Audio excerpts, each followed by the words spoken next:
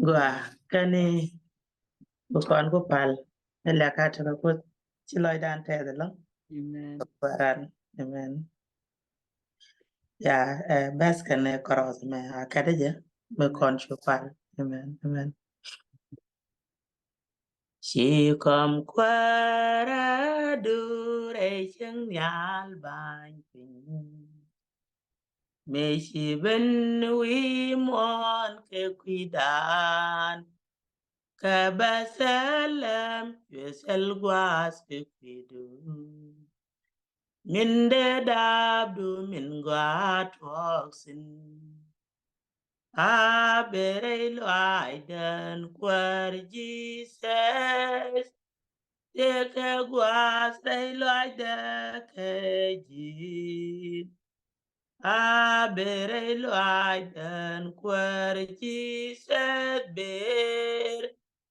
de ka guas de lo aidan ke jin ela kana point kelus kana tas kalo ash aloy ke ji min chinal kana pinchak gwadin chiloy ko chika tes ke chiko go ni amdo din ko la chagda ko kai lo ay du gwara chi nyos ko hala boy in chi ba ko chi nyos ko ni al kana pin la kwal puan in cha ko je ke je wona ko le ngodu ka minyu ti ko bo ko no ko ala long lat nde nyur ka nei reisa kana me ko ni al ka de ko riet ku de ne ko nyak ko kuje malar ne no appoint ko chudu men dora o kan ngwana ti joy ken ka ji shikar de luang ka nei duno luang ka ko ji ber ka ne re ta kana ma ko na ko chene ka jaw diet e me ko na ko jan jira me ban gwan nyura de pin ko birami ci duer ka ci ta luang bi ben gor ko luji jaro loy ko tin ko ni yesu gwara tyap ka jeng lu gwat mi bi nyur sireda chen ken wa unen gwara jak no ko ka ne ne yi mi chang nal kene pin gwang cher ko kwari yesu ko bi joy ni jintin lan ro ko re irwane di ala la ne ke ko wo ngai da ka ji ka roi du ko na ko janduwa bi ne ku le je ka je ci loy ko ci ka test kana program e ma ka lew re ni ne di alen ba kwan ta ka ji jaga nyam ka yedu ko bu ko ben bo se jin ta ko ngwana di ala nyam du ko ngas ka go ko ci di jin ko ci ga du mi la kanda amen amen biya ka mal ka ci jesus jugal kos yendi al wi mon ka lew ci lo da tes ka ci lo dan di al tes ko kuden chang ne al kana pin ko cho boy de chele kon ka ja tiang wa che kam gat ka tin kong wi mon na den chet ka min chana ja bangaje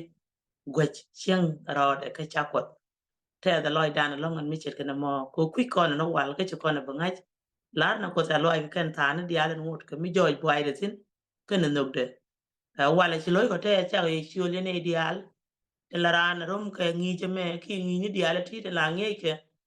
biya ka mal indi al ka shot kwa ne yeshu an wala to kon ka chang erawde min kula lot no monde ko kwenen te ka right cause ki ka bible to ko re ngi ka mala ko ne no pala ka mal ka jerusalem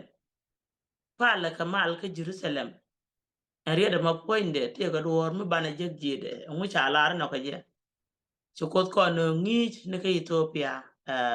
ran ko ki da mandan ni tulam ajaram beriya de me ben lat loy dan ka duo bende de ne jellen ka je ko kuje maran ko ki brother tut chaga je welcome ka chot gwandan ber ka mal ka beriya de me chalara bi bla loy da o de ne pal ka mal de ka jerusalem ne dial wi mon kay lew ci ko ne de ka line te ne dial mbaraje melat ani be ben be pal ko bi wora iriya ne gwandan ber ka mal ka chot jesus amen và nó chỉ nói để test các school cho con chụp sa của mình để cho lại mà lại cái tiếng hóa qua bên ta tin giờ giờ luôn hoàng cái nhé này có đi ăn ngồi kia nên thế này đi ăn này con đi ăn tên so lại là tas lại đi cứ chụp school mình nên nó mất cái chuyện chăng hoặc là wala quiz donc khi dầu đó đúng một bé rồi Leng en nang tem yugwa. ne kan ko no re program ga dan panaro dan mo ikapal misek so de lara no chi lo dan test kan man dan rachel ko isha kon boss ko qui por ka ko qui lesson ka mete ko mon de tem mo ban na pal isek chana pal ci lo ga test ko nan ko chi ko boss de tam ndu ko chi ko kam ta tem ne lang me ko bo boss re wan jaran bagalat ko chi di chu kwar ni am amin gwa jana si lo dan test ko chana ro nyo jek ke yen changa wala chanka wal ke chanka wal ka pai de home bidanan wala bane to ka mun dai chat ka mun channel link ram boss program ka mun dai gwa be me rojin banalat ci kon jekta mun morta kwa me goran ga kus ka dayon kus dene gor daga dayon bukon wula bo raj ka min chala da Diit chugo korkel yude jandara yude raw way joja longa bag badak no ni choka lika baskela wadi te raj chalat kon no lesson kele raj ga Diit chugo korkel yude jandara yude raw bas badak jena lamun la topic muku kon ben ko wicha goro gwa me fale ke malka Jerusalem sakon jero biya fal ko da malte ke Jerusalem Jerusalem atego mal raj me chi raj to raj bi ugur ko suwana me te ko rodan ugur go malo ke Jerusalem de ko rotibin si dire ket si de bidalat eno ke dire me Jerusalem atego mal na mo biya mat park kede ko rotigi Jerusalem tem ludo ni Jerusalem ndianan malat ke atego mal wana me be yaloy ke mijuwa ka gwaze dan ga gadi Israel ka gwajuwa mi ci gadi Israel jiga jiyan ga Egypt bakan ka mi cha yayi wannan dia na habra shukan bana mun kayana no shukan ben cem kan runto chan bela lan pe runto ci kan ci ga kayan rai dwaram baban kaf ka David in Jerusalem chaja ka gwaze roi ke wujen chwale mune dani e cha kam ga dabra chaja ka gwa roi ke tin enu babin jasmin la gwa ja gwa roi ke da jan gwa zen mat dur dial tin chala ga di zuru tin babon to ke David ko chang ni sol bo ye kan ga kwere ni chiko roi ke nam la chang na re kem chin min je ko na jagre tela wing mo gwa mi chatas ma dong de kwa gwa den de la diala to de galata de ko spalten de ku mu dar mu de roitin no ra mi chi brala ka ba ye David shu Jerusalem ja ko ba jen gwa den right ka kin no ki kwa dar chali Israel tin shu roi ke jen pe ko mo rai dar mu jen ku kon chula leng no isual je reaching David no lo je jok ka jan ka tin cha gor ni man dan ilen je wai ka kings and prophet che jalat bo no ken ga Israel ga kor kan me chi David which again ga je ka King Solomon lɔcdä de which King Solomon we je la tok chu ga Israel chu da ngai kona da ke ban tok ka gat Solomon nerabio kana wud mi chale jarabio chote kana ide chobanam rabio chote kana ide chobanam jen ko ko la ling no to la ja da be ye ti Samaria rol ke Juda Jerusalem ti kujinte Juda ka dodar jen Juda kana Benjamin gad je ko ngai ko na ka gad waro sune wel churu kel churu dore mi yatin la gwa chianga dien mi la gwa den ko na je ke chala bezel gwa de la Abraham mu topten kan wo chola Samaria pi wu la chal ga jarabi chu gad daraw chu kan Juda chu ke chianga Juda mitem yi store mi set gana ma ga yo do yo wu ku ben bi na ko ba Jerusalem ba mo no Jerusalem tuga David warne David chu gad ke gadana Solomon chu lwa ko danam min chu alwa fal chu ban to ko tata lwa ko ma je lwa kan la gwa fal ka sing ni me te ka go ka Samaria min kula ne do da wal ki ga da wal te chu wi chola ba ne chola Israel ba yen ne den te ka Juda ba yele chola chu dun ji min te Jews one more nakani Jerusalem alo in te gur ko no wata me in Jerusalem te dar ko na chang ni jana na lo to kon ke was kwari to ku mano ko na te kare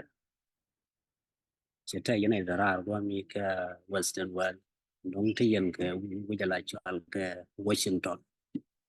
wa do mo wa mi wa su ka rol ka per ga wa mi te ne ni ko bi che da re Ethiopia ta Addis Ababa angwamo ejan gwadan chalke gwagwan ejan gwadan de gwini dini jan ka gwadan tis ka gwadan ko kien te no baka gwade dan ki Israel ki agad Israel chicken Jerusalem ka wait days kana Solomon chamme ka lagwa pal chamme go la gwadan bangwan dial ba ka waitin so gwad ngwan baka ko kidan in sanduk mata raje dan sanduk ma raje te kam dang raw ngodang welten ten kuro kero la roi ka keden chal ngot ko tsinja kamna tu re wi mo cha ka la tre Jerusalem cha ka la lo ga cha ta so en ne me ke lu mala naka je lo na Jerusalem en ran gi ni Jerusalem ti ga tilla ti gur ko gwa me wala kunni ni ti ga ram de kon Queen Bible ala ti choga de jandaro widaro banwa da man kwen ken edi yo porke lu de jandaro widaro bad bada dunu ta chana kon kwen edi de chogo porke lu jandaro widaro banwa anti go mugura gwadu ko te ga diok a chala diok yero to gora bana waiten ten kwala chol en yo pale e pi mal ka Jerusalem te ga raw ki diok to gora gwadu te la topic that lo gwadu me Jerusalem Kenya na kwan Jerusalem ye tiamu mana na jan gwadan cha luak i cha luak ko nyam mi cha ta sulu e jan cha ta tan miti ka pale ken mu to gurga bautu so la ga chwana ga Jerusalem ne ideal jen reaching Israel ka le bona na ka Jerusalem ba palu mat ke jen bo na jen bo reaching ideal to now ro Jerusalem ba mi tes ka lwa ken tin dial den lañ tin chi bang wan dial tin cha ji ba ho tu ba chana yu ja ko cha Jerusalem cha bi ji jen gwa den na la ro jen gwa den ba let ya li cheta tro ba ko wala so bon mo la ji rar wo jo wetin akan la ja chal ga bon wo ko ka dio ko ron ko ne je grai bible la ka dio ko ron la ga di ru la kan wona le kan wo Jerusalem ka dio ko ron en mo nan ke na fal me rew de gur kan mal kam na kiet you know ka gur kan pel ka duere ke de kon lar de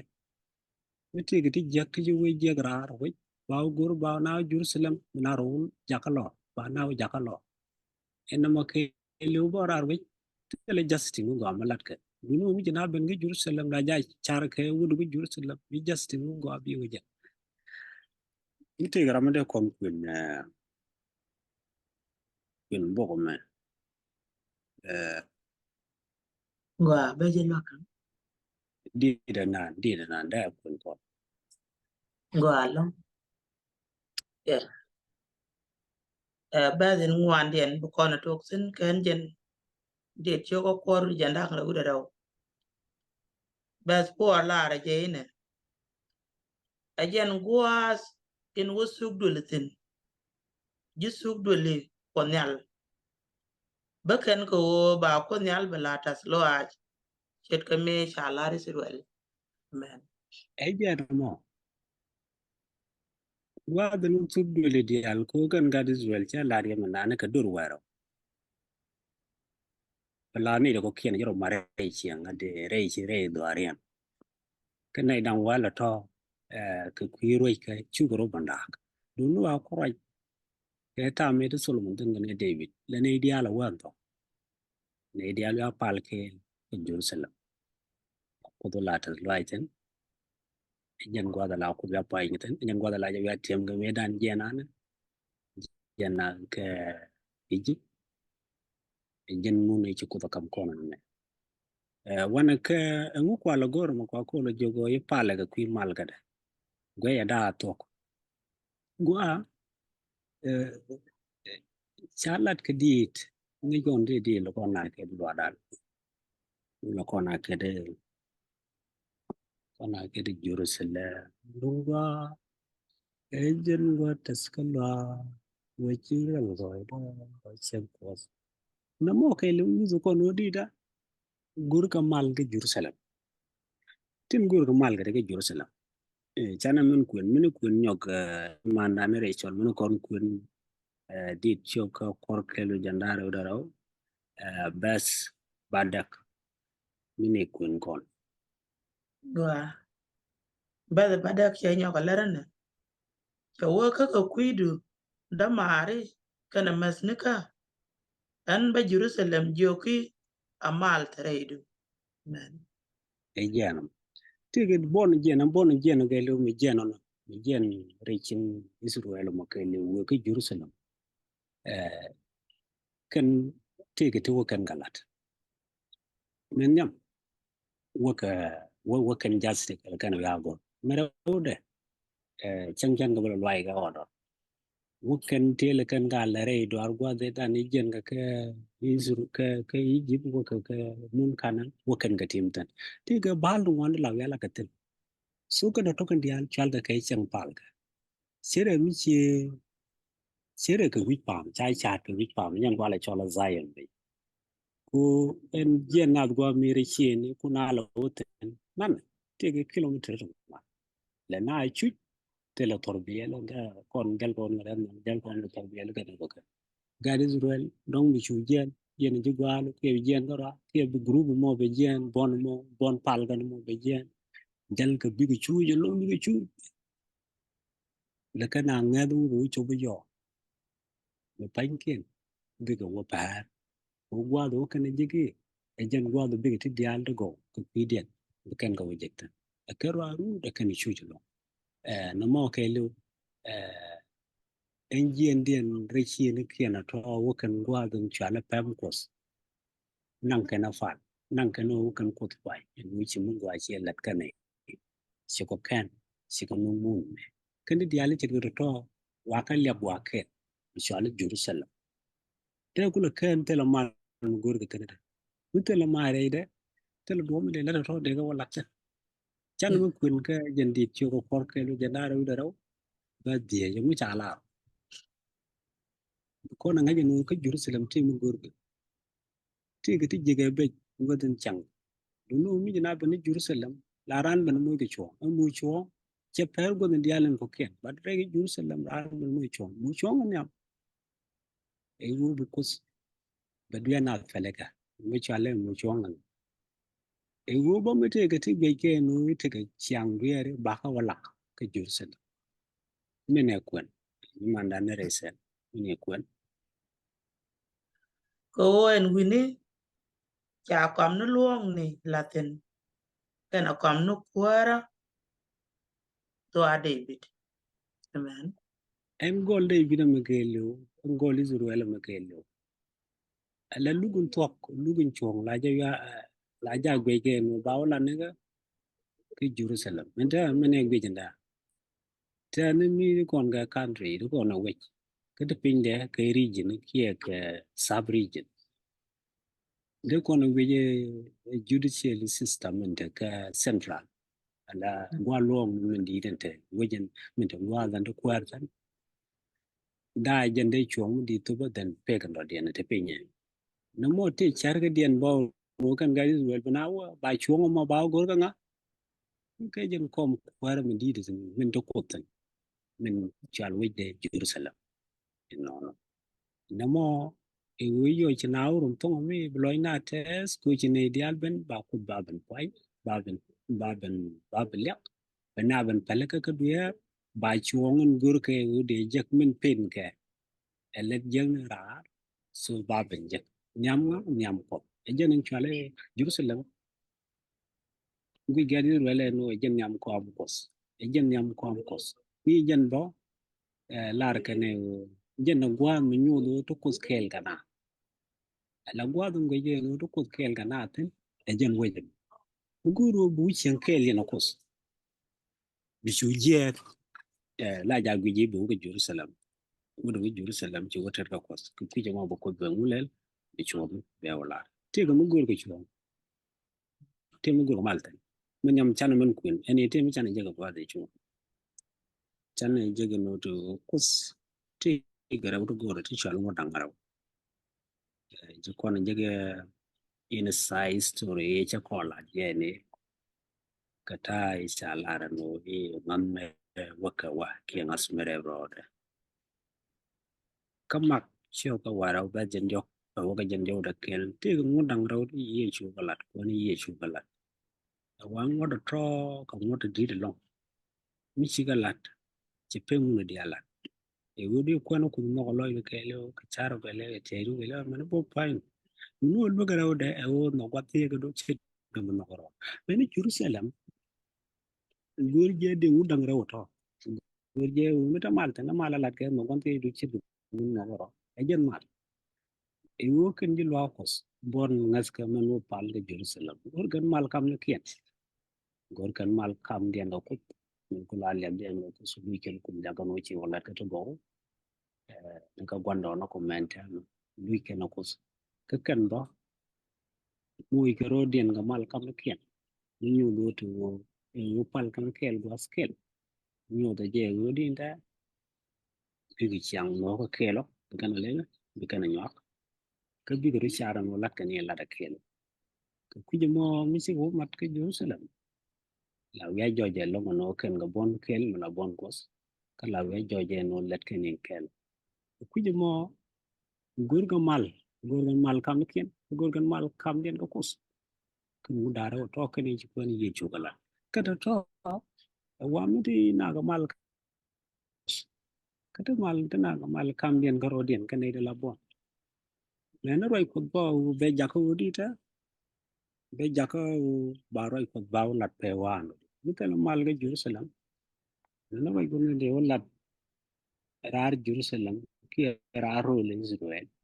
cha de lat cha Jerusalem cha ne kin cha ka par ga jade tun ja sole mite ka mite rei wich cha ne den tara kin che ju gwal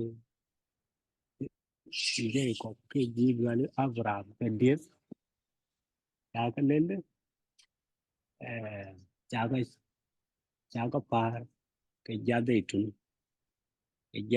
mitere ka miteraru so cha jandaro ro ya ka ban man ke Jerusalem alamin gur ke long Jerusalem gur ka mal ke Jerusalem gur go bina chien kel ka kos ke chiang mala ba ku ba po ba ti medial te go te chalat ka kon wa de dan ka gwando kon ba ka lele ba ka tim ka ba mal ba jaga ta kamen kam jilwa ko tar bo ne jilwa ko ni re chơi ga dan ni te lo kon mal kam no kon na ni re chơi ga wane min be Jerusalem ku pa ke church ka kon tan ni te lo mal kam dan ga kos men mal bo na kam dan ga so mi mal dan kam dan ko bu mal de kam dan ga ro dan bete yo ko ko ran mu bu to ko bana jen bana roisos bana wala ne dial den ko kien tin pi chiang mal kan no mo je ngur ko ko nyano ko alar ke je pala ko mal mo atete mal ta kam dan mala ta ke jusul te ko no yon Jerusalem da mi ti je Jerusalem da je nan te na te na Jerusalem ya ka Middle East ta na Jerusalem da te na da me cha lo ga dan ta zan Solomon ke ta na nyu no na lo ko we Jerusalem da jen wa da ko dan jen Jerusalem da Middle East da la important ko na te ne ata ma okay de ko no goro ata mal bo en Jerusalem mo de bi mon ke la kon Jerusalem da ga Middle East bo ata mal da ta dunu te ke chan se Jerusalem mo se de ga mo se de ga lo kan da kon dan se de ga dor te do kon dan us gore jere dor ko re luene ko banna te ga so banna te ga mal cha kon tiam me o para boku Jerusalem bi kon an tamana chan mu kun ke nyu cho janaro ke ba janaro daro chan mun kun den mini kun kon ni man ni re chonde kon Cho janang ra udah kel. la jandaro daro mi alla do news ke Jerusalem Gua bet janang ra udah raw. Ya we den ka chwete lwa kos mi chwanen re wech. Ko lwa kos de ayen kuwer no kos en len bom de te dial. Kana ra dial. Amen. ente chan nga jana chan ne jaga ta ko mon da chale la weje te wi mon ko kon kelo da dunu che dro na wa weje gor kon na Jerusalem ba non ko ni ye chu ko ban marawda wiji mi wa gor je wo banata tan yen cha wenda ngatan mi channel lat ka kus so ngas kon ko ye ju Jerusalem wejen tok wejen lep kon wejen te ka mal wejen te ka dial nen gor kon ko gor kon mal gor kon pari justic gor kon de dial choyo kon gor kon prosperity bo be kon ne ide te ka kwa kie ne ti te tele me chui ke ti dial to wa temen chaka won bi mono gwa chaka la gwa da lo na nyam ro adal ke no kusen le bo be dia ni mo jen vidan e jen anti vidan te no min tiam go kon te dia la do ke je ku kan ni Jerusalem te bi mo e u bana ko bana ko mo ne te chalat che te res en right ko se wo to kon cha to mi che jen mane bende le kon ngai cái vô cái chi con người vô rồi để con đã thấy chưa lá đâu cái vô con gà chim cái vô để con cũng là cái loang cái để con cũng là cái con cũng là cái thật loài cái đam nhầm để lên đến trên cột kén thì cho con sẽ làm hoàn cái gà Jacob cái Abraham cái Isaac so để con gà chim anh mong cái liệu con này chắc cái đó bởi vậy có cái year rồi chỉ gian cha Yasmin ni cái Millerized movement e cha la William Miller ni cái cha bên cha lo của đồng gia Yasmin cái 1863 chỉ gian nhọc ni cái American one world me cha bên cái Africa so cha seven day advantage cha la Yasmin ni rei doara Roland world ni rei nuare kalwan che yer wang ka wa ka dok wa ni ko dia lo ken junu ke lo namo de nyu do ko no de te ke ti cha je ke be re la lo ai ko sam du no ngu de kon chung ge de kon chung na dan te ni da na dan chi mi pa ro to de kon chung bo la te be je rot ke re ko men ga di ro lu ma kam kon la ge ro ni te chi to ko kwi de e wo ba no wo nyam re ngiske la dan che te ku wam we ne ga wo nyam wo kono gwa re go la chim kwa ko ni ci loy de test ko ci roy gi jen pe barama de kono kabi ci no malal je o pala ko Jerusalem nga je o gorje Jerusalem mate bete mo hal ko baroy ko balel balat o mi te ko mal re do aramo ni re do ko mete ka mal re lu ko mete ka mal wa de to ko roy ko ten mi te ka mal e jan bete go sen ko kien ko lo len de roy ko da le je no wan da lo pero akelo chini kona kede woke je ke Jerusalem chobe je ke Judea ameni ke semere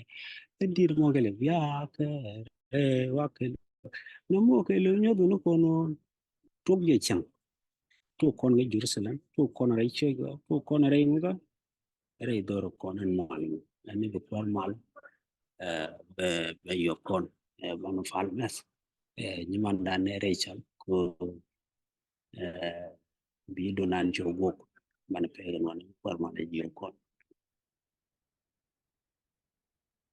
Nga pal chaka ye loy ta loach chaka ye loy ta loach baba luang ma kele o la de jina koko der wan ko lep de ko ri de tinen chit ko gwa den chigalat ke je re ni te ji do jok no ko gwanda no ko ngude ko mele de ko re sang de ti badin chine lar no point ko chudu tene kel ke ri den chalat ko damanda ko nyal kene pe moy ko gwa re loy no ko jira men cho kom kwar de ban pe nyal ko bu ko je ka tok chire de pos ko kwida ko ba ka leng ko te da ja ko gwan mala o ja ko gwas pale du malen ngone ke Jerusalem mi la jin Yesu gwadin ko ja ka jochre loy no ko re pam de no ko shodi Yesu kwar kware amen ala paran silo ko tetes ya ko nyale je pos silo da te da no ran ko